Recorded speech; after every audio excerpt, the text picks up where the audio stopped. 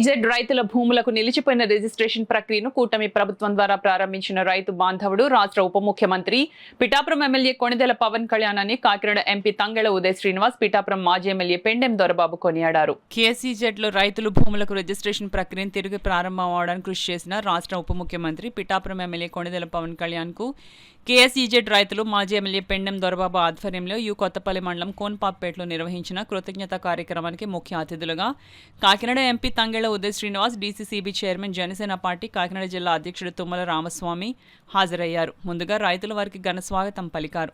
అనంతరం రైతులతో కలిసి ఎంపీ ఉదయ్ శ్రీనివాస్, పెండెం దొరబాబు, తుమ్మల రామస్వామి, పవన్ కళ్యాణ్ చిత్రపటానికి క్షీరాభిషేకం చేశారు. అనంతరం జరిగిన కృతజ్ఞతా సభలో పలువురు రైతులు ప్రసంగించారు. ఈ సందర్భంగా కొణిదెల పవన్ కళ్యాణ్కు రైతులు జేజేలు పలికారు. జనసేన పార్టీ నాయకుడు బోనం పరమేశ్ చేతుల మీదుగా ఎంపీ ఉదయ్ శ్రీనివాస్ను, మాజీ ఎమ్మెల్యే పెండెం దొరబాబును, తుమ్మల రామస్వామిని రైతుల తరపున ఘనంగా సన్మానించారు. అనంతరం రైతులను ఉద్దేశించి ఎంపీ ఉదయ్ శ్రీనివాస్, మాజీ ఎమ్మెల్యే పెండెం దొరబాబు ప్రసంగించారు. ఈ కార్యక్రమంలో డాక్టర్ జ్యోతుల శ్రీనివాస్, తెలగంశెట్టి వెంకటేశ్వరరావు, వేగిశెట్టి బాబులరావు, అక్షయ్, బండి దావీదు, మురాల్శెట్టి సునీల్ కుమార్, చల్లా లక్ష్మి, తోలేటి శిరీష, బోనం బుజ్జి, బోనం రాజు, వేగిశెట్టి నిఖిల్, చింతా సూర్యనారాయణ, పెదకాపు, పిర్లా గంగాధర్, బాపన్న దొర తదితరులు పాల్గొన్నారు. నేను కూడా ఉన్నాను. పవన్ కళ్యాణ్ గారు అందరు రైతులకి హామీ ఇచ్చారు. ఎవరైతే ఈ రైతులు అప్పుడు తీసుకోకుండా భూమిని కోల్పోయిన వాళ్ళు ఉన్నారో వాళ్ళందరికీ తిరిగి ఇప్పిస్తారు. అలా చెప్పి వచ్చిన చాలా మంది నాయకులు ఉన్నారు, ఇప్పించడానికి చేసిన చాలా ఉద్యమకారులు ఉన్నారు. కానీ ఉద్యమాలు చేస్తూనే ఉన్నారు.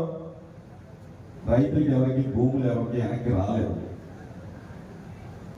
అది ఉద్యమాన్ని విని అది ఎవరు అర్థం చేసుకోగలరు? ఒక రైతు భూమి పోయింది అంటే ఎవరు అర్థం చేసుకోగలరు? ఒక మధ్యతరగతి కుటుంబం నుంచి వచ్చి, ఒక రైతు కుటుంబంలో, ఒక మధ్యతరగతి కుటుంబంలో వచ్చి రైతు కష్టాన్ని తన కష్టాలుగా భావించే ఒక నాయకుడు అయితేనే ఆ కష్టాలను అర్థం చేసుకోగలరు. అలాగా అది ఆయన కష్టాలు అనుకుని, మీ కష్టాలు ఆయన కష్టాలు అనుకుని సుమారు 1745 రైతులకి 1189 ఎకరాలని రిజిస్ట్రేషన్ ఛార్జెస్ కూడా తీసుకోకుండా అక్కడికక్కడే గవర్నమెంట్ రైతులకి తిరిగి రిజిస్ట్రేషన్ చేసేమన్నారు. అంటే సుమారు ఎకర భూమి ఎంత ఉండాలనుకుంటారు? 50 లక్షల నుంచి 60 లక్షలు, కోటి రూపాయల వరకు ఉంటుంది. అంటే ఒక 70 లక్షలు వేసుకోండి యావరేజ్. 1200 ఇంటూ 70 అంటే ఎంత అయిందండి? 832 కోట్ల రూపాయలు విలువ చేసే భూమిని రైతులకు ఇప్పించిన నాయకుడు మన అధినేత పవన్ కళ్యాణ్ గారు. ఇది ఇప్పుడున్న ధర. మొట్టమొదటి సంవత్సరంలోనే 308 కోట్ల రూపాయలతో మన పవన్ కళ్యాణ్ గారికి మరొకసారి ఈ వేదిక ద్వారా ధన్యవాదాలు తెలియజేస్తామమ్మా.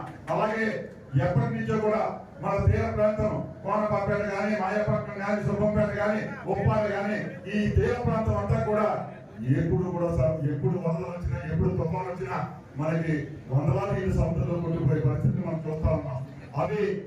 అదే కాకుండా సముద్రం ఉప్పాడ తీర ప్రాంతానికి 2 కిలోమీటర్ల లోపల ఉండేది నా చిన్నప్పుడు. ఈ రోజున రోడ్డు ఎక్కే పరిస్థితులు, రోడ్డు కొట్టుకుపోయే పరిస్థితులు మనం చూస్తా ఉన్నాం. ప్రతి సంవత్సరం మనం రోడ్డు వేయించుకోవడమే కానీ దానికి శాశ్వత పరిష్కారం నేను కానీ శాసనసభ్యుడిగా నేను కూడా ఆలోచన చేయలేని పరిస్థితులు మీకు తెలియజేస్తా ఉన్నా. కానీ ఈ రోజు పవన్ కళ్యాణ్ గారు 323 కోట్ల రూపాయలు ఈ రోజున ఉప్పాడ తీర ప్రాంతానికి ఆయన వారధి కట్టడానికి చేసినటువంటి కార్యక్రమం వెంటనే శాంక్షన్ చేయడమే కాకుండా ఈ రోజున త్వరలో పనులు ప్రారంభించడానికి ముందుకెళ్తున్నటువంటి ఈ తరుణంలో వారికి కరతాలు ద్వారా ఈ నియోజకవర్గ ప్రజానికంలో కూడా ఆయనకు అండగా ఉండాలి. రాబోయే కాలంలో మరలా ఎమ్మెల్యే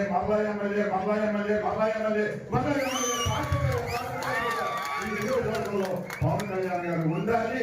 ఈ నియోజకవర్గ సమస్యల్ని, ప్రజల కష్టాన్ని, సమస్యలను తీర్చే శాసనసభ్యుడిగా, ఈ రాష్ట్ర ఉప ముఖ్యమంత్రిగా ఇంకా ఉన్నత పదవుల్లోకి రావాలని ఈ నియోజకవర్గం నుంచి మనం అందరం కూడా నాటి ఫలితం ఆయన్ని శాసనసభ్యుడిగా ఈ నియోజకవర్గాన్ని మనం కృషి చేద్దాం.